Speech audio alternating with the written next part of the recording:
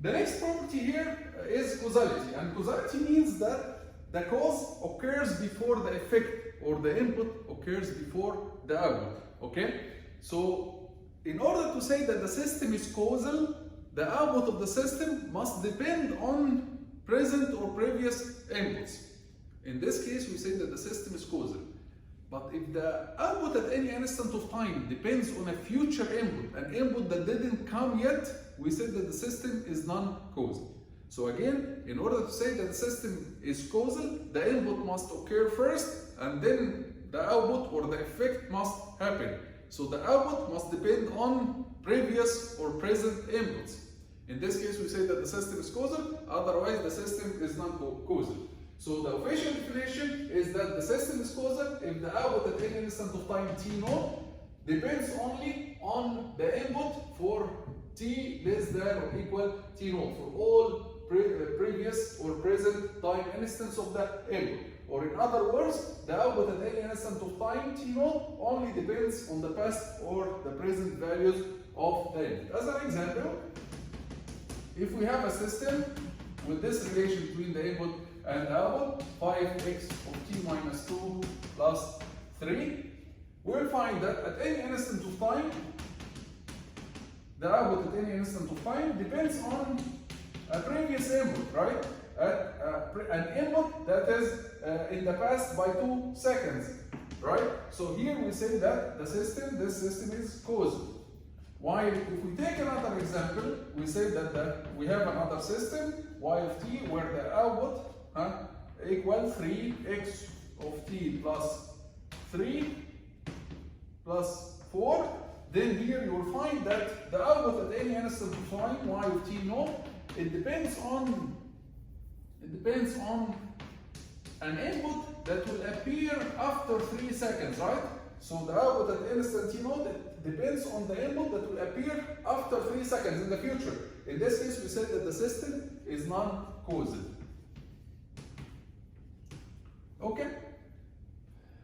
So, for example, another example, a system that delays the input. For example, delays the your voice by 30 seconds. So if we have x of t, it will cause a delay by 30 seconds, and it will give you y of t, the output will be x of t minus 30. So the output here at any instant t, it depends on the input that was in the past by 30 seconds. So this system is causal. While another system that advances your voice by 25 seconds. So if you have x of t here, it will advance your voice by 25 seconds. What does it mean, advance your voice by 25 seconds? Let's just for imagination, it will produce your voice 25 seconds before you speak it. This is impossible, right? This is impossible. That's why we say that non-causal systems, they are impossible to implement in practice. Why? Because it's impossible to have an output of a system that depends on an input that will come in the future. The output depends on an input that didn't happen yet. So this is impossible, right? You cannot implement, physically you cannot implement a system where the output depends on an input that didn't come yet, right? That's why we say that this system that will advance your voice by 25 seconds, which means that the output at any instant of time equals your voice in the future. The output of the system now, it's equal to what you are going to say after 25 seconds. Can we do that? Can we implement a system that will speak now, it will give the output now of what you are going to say after 25 seconds? It's impossible, right? That's why we say that this system is non-causal. However, as just an example to open your mind here, although the system is not causal by itself, but if we merge it with another system, it might be we might be able to implement. For example, if we merge it with the system above, so we first delay by 30 seconds, and then we advance by 25 seconds, then if you delay by 30 seconds, it will be x of t minus 30. Then if you delay by 25 seconds, then y of t here will be equal to x of t minus 5. In this case, although this system by itself is not causal, but when we merge it with another system, then we can say that the whole thing is causal. The whole thing is causal, and we can implement the whole system together. Although each part of it, this is causal and this is non-causal, although this is non-causal, but we can implement it if we merge it within a causal system. Okay, Shubha? So this is just to open your mind that non-causal systems by themselves we cannot implement in practice, but we can implement if they are put inside the big system, where the big system, all of it is causal. Okay, the next property is stability. And here there are many definitions. There are many definitions for stability, Shabab. And one of them that we are going to use in our course is called bounded input, bounded output stability, or to abbreviate it, it's BIBO. We call it BIBO stability. So property number 4, stability. As we said, we are going to focus on a definition called bounded input, bounded output stability. Or we can call it BIBO stability. BIBO stability. What does it mean? Bounded input, bounded output stability. We say here that the system is stable if system is stable if for all bounded inputs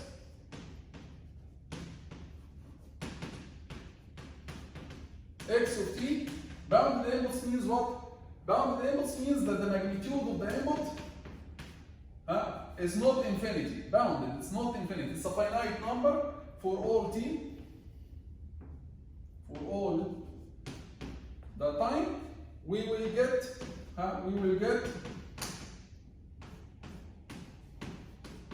bounded output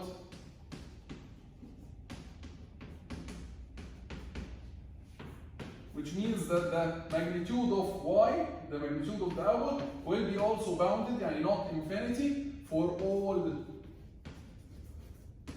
time, for all t. So if for all bounded inputs we will get bounded outputs, then we say that this system is BIBO stable.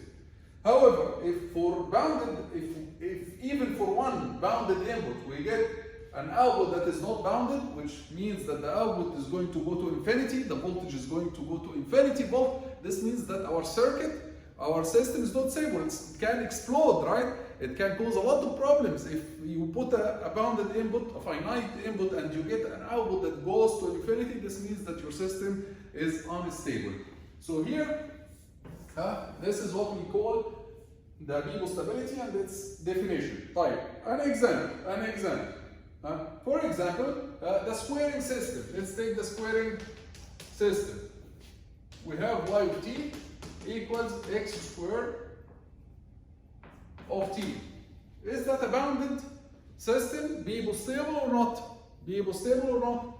Well, if x of t, magnitude x of t is less than a finite value m, let's say finite value, certain finite value m for all t, then for sure y of t will be less than or equal to m squared, right?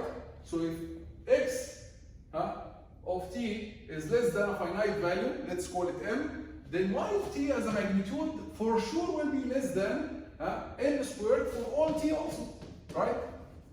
In this case, we say that our system is BIBO stable.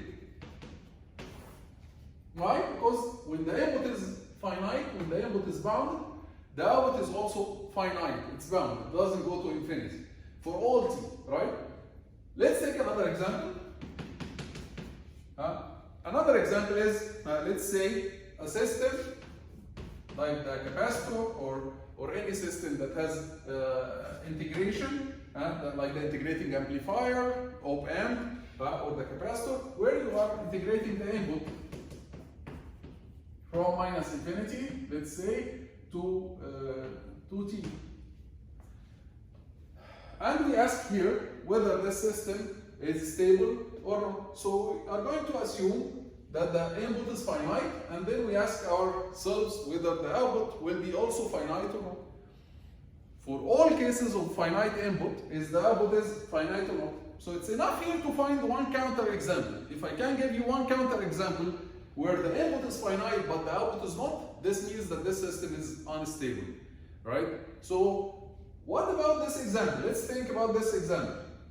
What about taking x of tau to be unit step? Is that finite or not? Unit step is finite, right? Why? Because it goes either 0 or 1 all the time.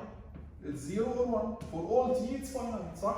So the unit step, it's bounded for all t, for all instance of time. Let's make it tau here to be correct. It's bounded for all instance of tau. All instance of time is bound. But when we integrate it, let's see the output.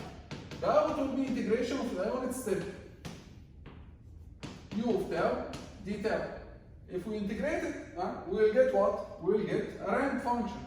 We will get a ramp function t u of t. So the integration of the unit step is a ramp.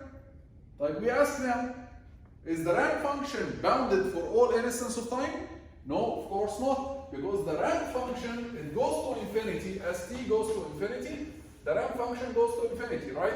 So this is the output now. Is the output bounded? No, the output is not bounded for all instance of time. The output goes to infinity as t goes to infinity. It has to be bounded for all instance of time. Even if when t goes to infinity, the output has to be bounded. It has to be finite, even when t goes to infinity. But here, no. When t goes to infinity, the output goes to infinity, so this system is unstable. This system is unstable. So these are a couple of examples about whether the system is stable or not, okay? And this is the official definition or the formal definition of a BIBO stable system, okay? We'll discuss the next property, the remaining two properties in the next video. This is, by the way, property number 4, okay? So remaining property number 5, time invariance, and number 6 is linearity. See you in the next video.